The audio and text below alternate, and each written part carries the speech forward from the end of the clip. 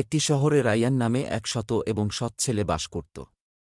Ryan খুব পরিশ্রমী এবং সৎ ছিল, তাই তার মহল্লায় সবাই তাকে খুব ভালোবাসত এবং সম্মান করত।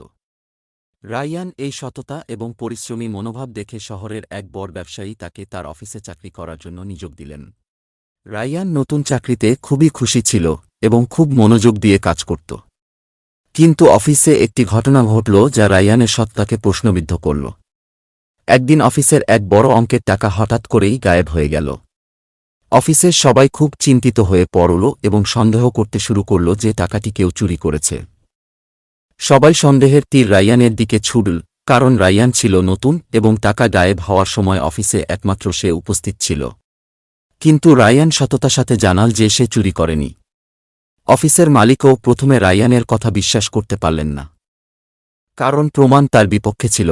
রায়ান খুবই মর্মাহত হয়ে পড়ল। সে তার সততা প্রমাণ করার জন্য দৃঢ়প্রতিজ্ঞ হয়ে উঠল।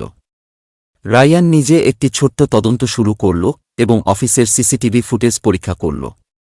ফুটেজে দেখা গেল অফিসের আরেকজন কর্মচারী, যিনি অনেক দিন ধরে অফিসে কাজ করছিলেন, তিনি টাকাটি চুরি করেছিলেন। রায়ান এই প্রমাণ নিয়ে অফিসের মালিকের কাছে গেল এবং সবকিছু খুলে বলল।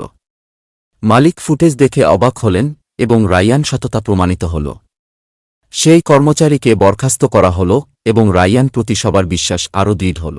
অফিসের মালিক রায়ানের সততা এবং বুদ্ধিমত্তার জন্য তাকে আরও বড় দায়িত্ব দিলেন এবং রায়ানকে তার সততা এবং পরিশ্রমের মাধ্যমে অফিসে একটি উচ্চ পদে